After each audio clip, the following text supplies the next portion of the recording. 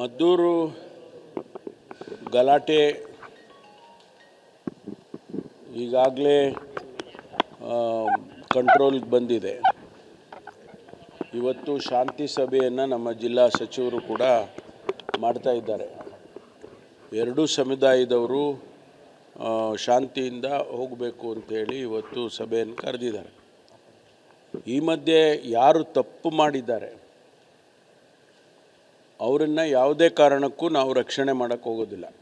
ಅದು ಯಾರೇ ಇರಲಿ, ಹಿಂದೂಗಳಿರಲಿ, ಮುಸಲ್ಮಾನರಿರಲಿ, ಯಾರೇ ಇರಲಿ, ಅವರಿಗೆ ಕಾನೂನಿನ ಪ್ರಕಾರ ಮುಲಾಜಿಲ್ಲದೆ ಶಿಸ್ತಿನ ಕ್ರಮ ತಗೊಳ್ತೀವಿ.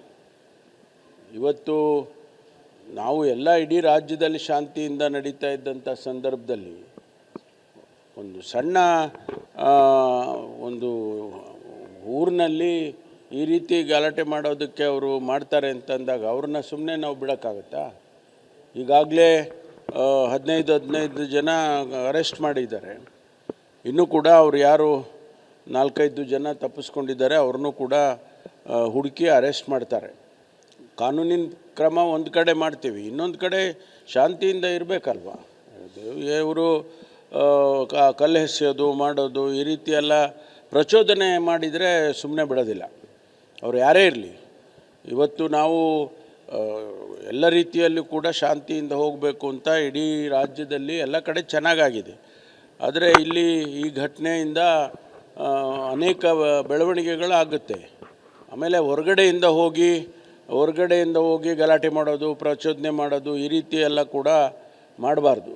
ಮಾಡಿದವರು ಯಾರ್ಯಾರು ಈಗಾಗಲೇ ನಮ್ಮವರು ಪೊಲೀಸ್ನವರು ಅವರನ್ನು ಅವರ ವಿಡಿಯೋ ಇದರಲ್ಲಿ CCTVಯಲ್ಲಿ ವಿಡಿಯೋದಲ್ಲಿ ಎಲ್ಲ ಕ್ಯಾಪ್ಚರ್ ಮಾಡಿದ್ದಾರೆ.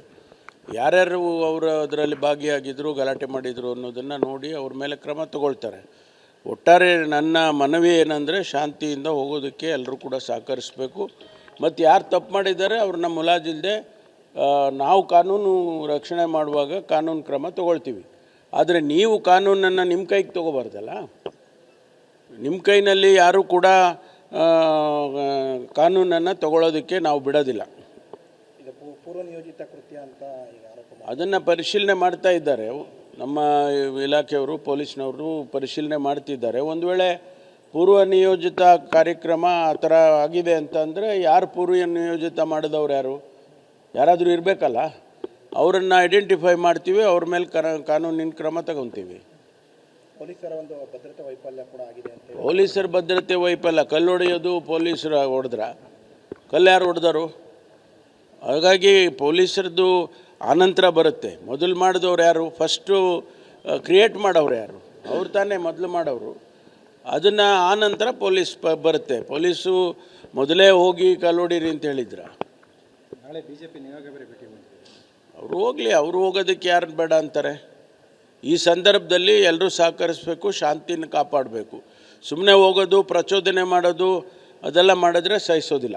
ಮುಸಲ್ಮಾನರನ್ನು ಓಲೈಸುವಂಥ ಕೆಲಸನ ಕಾಂಗ್ರೆಸ್ ಮಾಡ್ತಾ ಇದೆ. ಅರೆ ಎಲ್ಲರೂ ಯಾವ ರೀತಿ ಓಲೈಸ್ಬಿಟ್ಟಿದ್ರು ಈ ಇನ್ಸಿಡೆಂಟಲ್ಲಿ ಯಾವ ರೀತಿ ಓಲೈಸಿದ್ರು? ಸುಮ್ಮನೆ ಹೇಳೋಕ್ಕಾಯ್ತು.